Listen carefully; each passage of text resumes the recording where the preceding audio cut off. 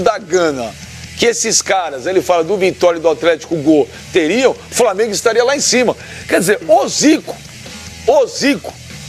que está acima do bem e do mal para a história do Flamengo, o maior ídolo da história do Flamengo, tá falando abertamente que falta raça, vontade e gana. Bom, o Zico falou aqui ontem, uma tiriça. Né? O time do Flamengo é uma tiriça. O time do Flamengo é uma tiriça. Acho que o Zico se encarrega com essas declarações de trazer os jogadores do Flamengo pro mundo real, né? Pra vida real. Claro. De tirar um pouquinho desse universo paralelo que o Flamengo vive. O mengocentrismo? Não, que o jogo, acho que aquilo que a gente tava falando ontem, que o senhor não concordou, mas eu acho que tem um pouco disso, de um mundo meio à parte, que o Flamengo acha que os jogadores do Flamengo acham o mundo paralelo do Mengão, é isso? E o Zico tá trazendo os caras pra realidade. E o Zico é um cara que precisa ser ouvido. Ninguém precisa ouvir o que eu falo aqui, o Sormani, né? Não, mas o Zico, não acho que o Flamengo corra o risco. Mas ele tá dando um recado muito claro de que com essa gana dos meninos do Atlético Goianiense que estavam lá embaixo, se arrebentando, então aí até o fim, vão cair atirando, né, Pascoal? Vão cair atirando. O Flamengo, a impressão que eu tenho é que já caiu, não caiu de divisão, mas já caiu e não caiu atirando.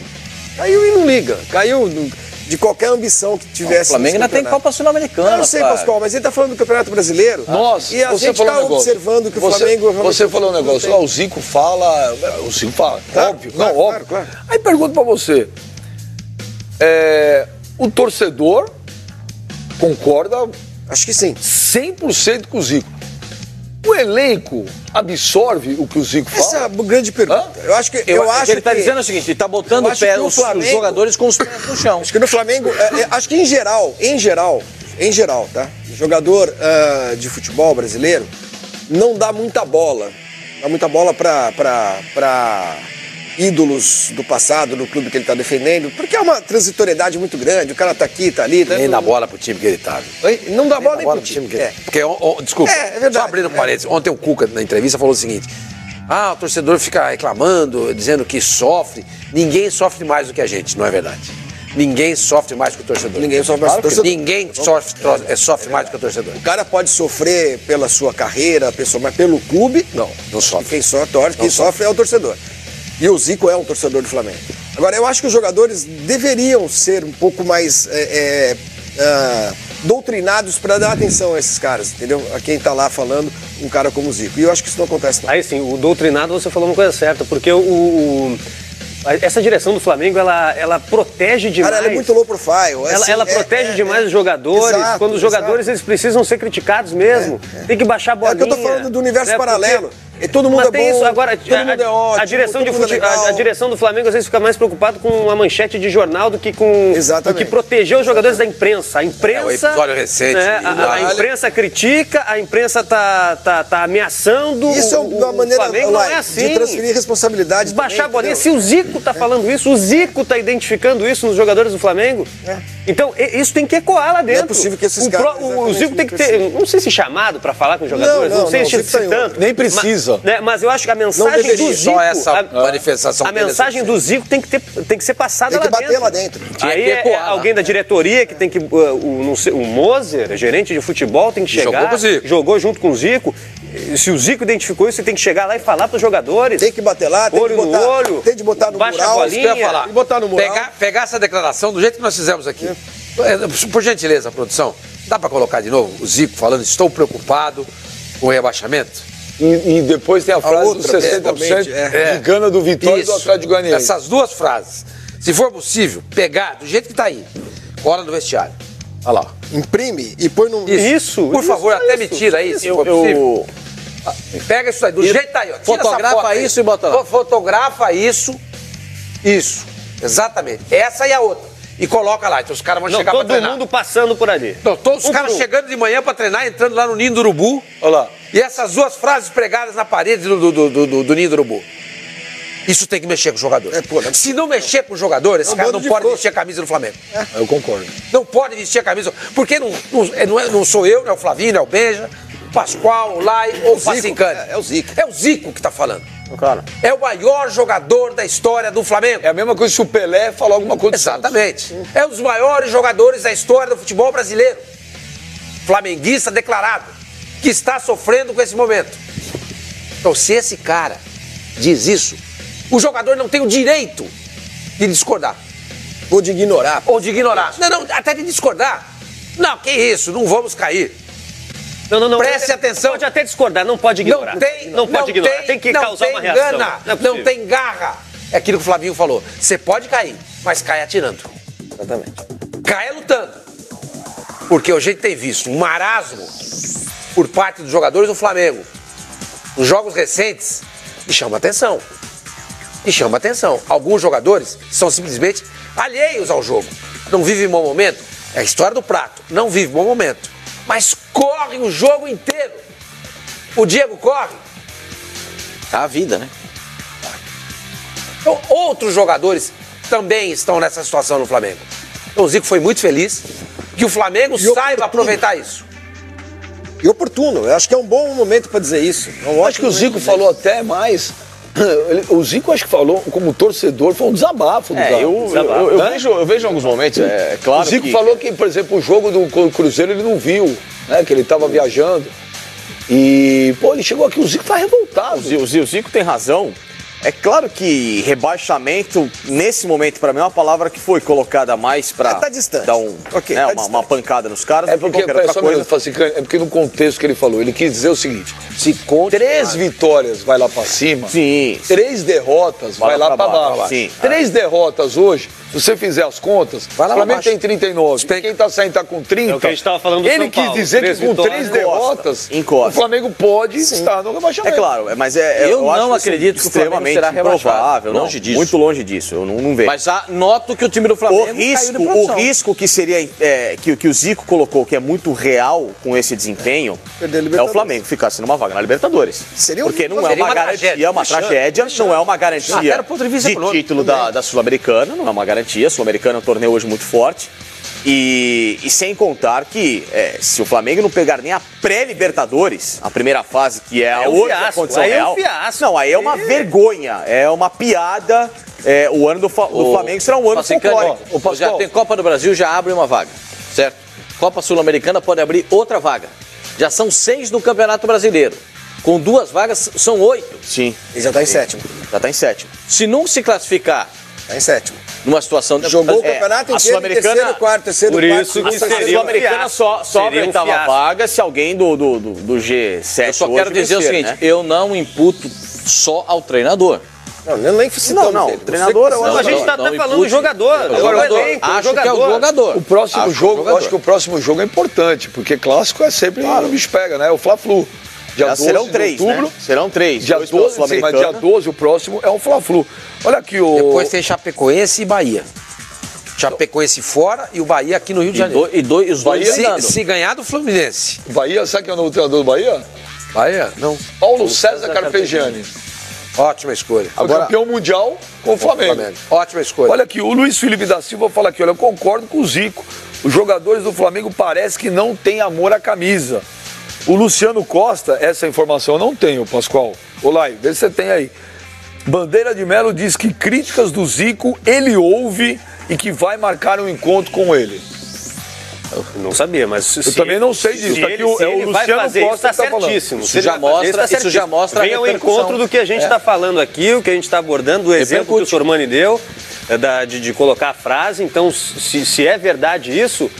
uma atitude correta da direção. Isso a tempo significa dizer que não é só o olhar da imprensa para o mau futebol e falta de empenho dos jogadores do Flamengo. Não é só o olhar da imprensa, é o olhar de quem já vestiu essa camisa e glorificou essa camisa, que é o Zico. O Flamengo então, contratou... só um viés. Pascoal, o Flamengo contratou errado? Como assim? Esse monte de jogadores contratou errado? Eu acho que em alguns casos o Flamengo empilhou jogadores, mas... Por exemplo, o Giovani tinha necessidade de vir pro Flamengo? Nenhuma. É uma coisa que a gente discutiu aqui, eu também achava desnecessário. Não que o Giovani é mau jogador, pelo contrário. Não, é bom jogador, mas foi Pra quê? Empilhou jogador. Pra mim, o Flamengo, desde o começo do ano, é aquilo que eu digo. O Flamengo contratou do meio pra frente, do meio pra trás, que era a grande deficiência do Flamengo. O Flamengo não se reforçou bem. Não se reforçou bem. A gente for fazer, e aí vai daquilo que eu disse há 4, 5 meses, quando o Flamengo foi eliminado da Libertadores na primeira fase, e eu conversei com uma pessoa importante do futebol, brasileiro, um grande dirigente, ele me disse o seguinte, o Flamengo com esse setor defensivo que tem, com essas peças que lá estão, não vai chegar a lugar algum. Então, é algo que se um outro clube, uma pessoa importante no futebol enxerga como defeito no Flamengo, é porque isso tem um peso significativo e teve até agora também. Agora, ô Flavinho, os caras falam assim, pô, tá faltando amor à camisa, tá faltando motivação. Eu queria entender o porquê. O Flamengo hoje paga e paga bem. Em dia. Paga bem em dia. O Flamengo não tem problema. Pô, não tinha estrutura. Hoje tem. Tem lá o Ninho do Urubu. Tem um hotel lá pros jogadores. Pô, tem uma baita estrutura. Não tá jogando no Maracanã. Tem a Ilha do Urubu que se transformou numa casa do Flamengo. Eu não fui lá, mas dizem que é super bonito, que a gente vê pela televisão, parece. É pequeno, mas é pequeno, mas. Lá e conhece lá. Que é pequeno, mas é super bem tá bem feito, bem bonito. Causa uma revolta. Eu queria entender por que falta motivação. Mas e aí, parece que quanto mais você dá condições para os jogadores, eles tendem a ficar, não sei, mimados ou indiferentes a questões que o próprio torcedor cobra, a imprensa cobra de resultados, só que daí o que parece no Flamengo é uma proteção exagerada para que nada disso entre no vestiário. Aí, cadê a realidade? Fica fora da realidade. Felipe, ontem chegou aqui uma mensagem, fica aqui do lado do mesa, eu fico olhando aqui as mensagens. Ontem um torcedor do Flamengo escreveu o seguinte, eu acho que você deve ter lido também. Está precisando atrasar o salário. Eu vi que a gente conversou sobre o Corinthians, né? Que o Corinthians passou o ano inteiro, 2015, está precisando. Renato Augusto, gente, com tudo que o Flamengo tem, com a estrutura que o Flamengo dá pro seu jogador, paga bem, paga em dia, tem um ninho, que é, o CT que é espetacular, dá do bom e do melhor. Tem o Maracanã, que é o estádio dele, como o Pacaembu era do Corinthians, enfim. Aí o Zico vem a público dizer uma coisa que é verdade. Os caras não correm, os caras não vibram, os caras parecem que não sentem o jogo, estão caindo e estão aceitando a derrota. O grande problema, Sormani, é esse folclore que fica em cima do Flamengo. Mas existe um folclore no ano. É o cheirinho, e agora vai, chegou mais um, e Aerofly. Aí não é, aí é reverência do torcedor. Mas os dirigentes vivem no folclore. Não, o dirigente não pode viver no folclore. Os dirigentes vivem no folclore. Aliás, eu também acho que não. Os dirigentes vivem no folclore. Vamos ser justos, muitos dirigentes do Flamengo vivem nesse folclore. E que agora vai, de que não é assim. É a característica do torcedor do Flamengo. Todas as vezes que a gente perguntava, quando o Bandeira vinha aqui, o Rodrigo Caetano, na época do cheirinho, os caras falavam assim, isso aí é coisa do torcedor, nós não falamos disso. Você não via jogador falando de cheirinho. Vai dizer agora que o cheirinho, nem o cheirinho entra no vestiário porque é uma proteção excessiva. Nunca falou de cheirinho, não. Não, isso aí não, filho. Isso aí é a gente que faz a mídia, a torcida. Se você disser que a mídia, que a torcida, por exemplo, em São Paulo, a grande parte da mídia torce pro Corinthians. Por quê? Porque o Corinthians é uma grande torcida. Certo? Então é aquilo que você falou. Qual parte dos médicos deve ser corintiano. Qual parte dos garçons? Corintiano. Dentistas, motoristas. E aqui no Rio de Janeiro é mais marcante, é mais acentuado.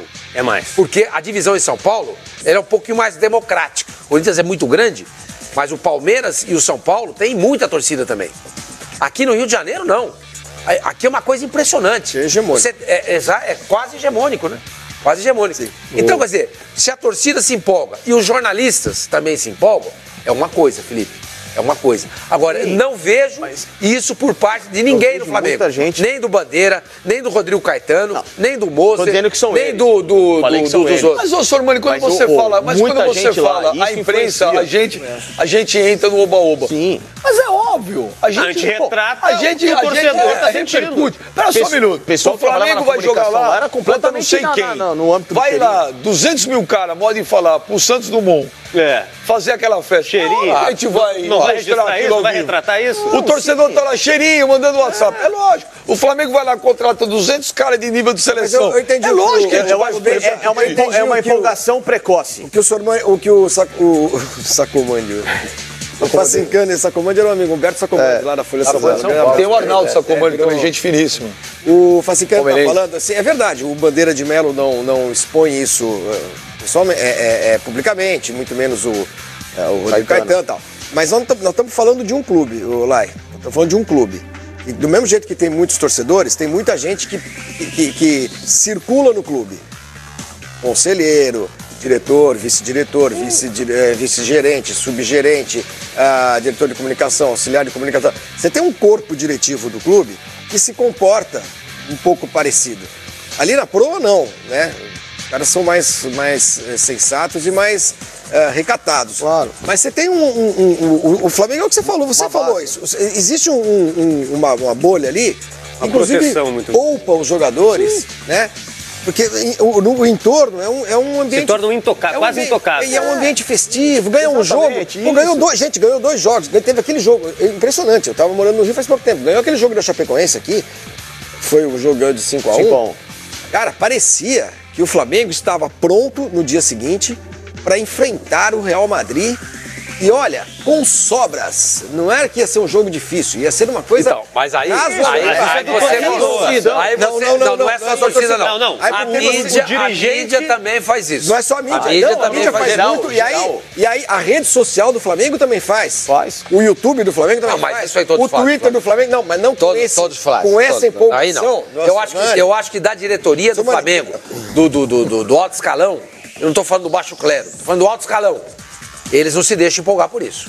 Não acho. Acho que o Bandeira faz uma administração muito... Acho que ele comete seus erros. Posso falar uma coisinha? Acho que ele comete seus erros. Tenho uma profunda admiração pelo presidente do Flamengo. O encontrei 3 ou 4 vezes e tudo mais aqui no programa. Encontrei uma vez. Não. Aquele dia, não. Pra mim é mais um sinal Desculpe, não se sintam ofendidos, tá? Ninguém. Ninguém bravo, não precisa ninguém me xingar. Mas você já vai provocar. Eu conheço você, já vai printar tudo. Eu já vou printar tudo. Que eu acho que é um pouco da megalomania que envolve o Flamengo e desse universo paralelo. Eu não vou falar mengocentrismo. Isso é ótimo, falávamos sobre o negócio do estádio. O estádio que o Flamengo pretende construir ali perto da Ilha do Fundão, né? Ela é lá, né? Lá, perto da Manguinhos. Benfica, né? Bom, hoje a gente está tendo o quê? Alguns clubes construindo estádios no Brasil, inclusive o Corinthians, com uma capacidade de 40 mil pessoas. Ali está mais ou menos no tamanho que dá para... O Atlético... Que dá para manter, inclusive porque o custo desse negócio é alto. Grande estádio, quanto maior, esse custo ele aumenta, não é progressivamente mesmo, não é geometricamente.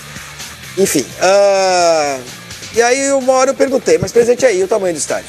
55 mil ou mais. Coloca 8 na Ilha do Urubu?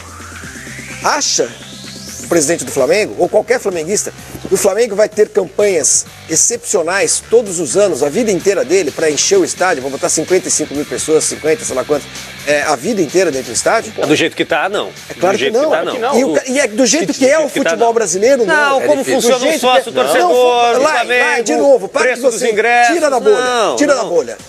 A fidelidade, não, tira da bolha. O Corinthians tem uma média de 30 mil pessoas por jogo. 33 mil pessoas. 33 mil pessoas. E é o seguinte, é líder do Campeonato Brasileiro, fez um primeiro Palmeiras também tem 30 Palmeiras tem 30 mil torcedores. O Flamengo, num ano como esse aqui, em que não faz uma boa campanha, tá jogando na Ilha do Urubu lá para 8 mil pessoas. Sim. Ia fazer o quê com o estádio para 55 mil? Parem de mentir para as pessoas. É isso que é a única coisa que eu... Deixa eu falar. Parem de mentir para as pessoas no seguinte sentido, de que somos os maiores do universo. Não somos, ninguém é maior do universo. Façam as coisas dentro da realidade. Da realidade do torcedor. Dentro das possibilidades. Pare, você está levando o torcedor a uma entidade... Só queria falar o seguinte, só queria falar rapidinho. Se os times da Europa, que têm menos torcedores do que o Flamengo, conseguem levar 98 mil pessoas pro jogo, o Flamengo, o Corinthians, o São Paulo, o Palmeiras, o Vasco, eles podem fazer o mesmo. Claro, mas claro. Mas agora eles estão trabalhando nesse sentido. Antigamente o estádio vivia as moscas. Agora tem todo um processo por detrás do torcedor. A fidelização tem que pagar menos, tem que ter vantagem. O seu assunto é legal. Eu vou ler só um tweet, eu vou pedir pra você, em 20 segundos, responder. O El de Carvalho. Bem, já não vejo mais os jogadores do Flamengo com aquela união do início do ano, quando ainda era o Zé Ricardo. Você acha isso? Não, eu acho que não. Eu acho que os jogadores não foi a saída do Zé Ricardo o grande problema. Pode ter sido no início um baque assim, mas agora com o Reinaldo Rueda, eu acho que eles estão fechados com o técnico. O que falta mesmo é diminuir essa proteção e botar eles na realidade deles. Então tá bom. Agora nós vamos ao seguinte, agora nós vamos com o Fábio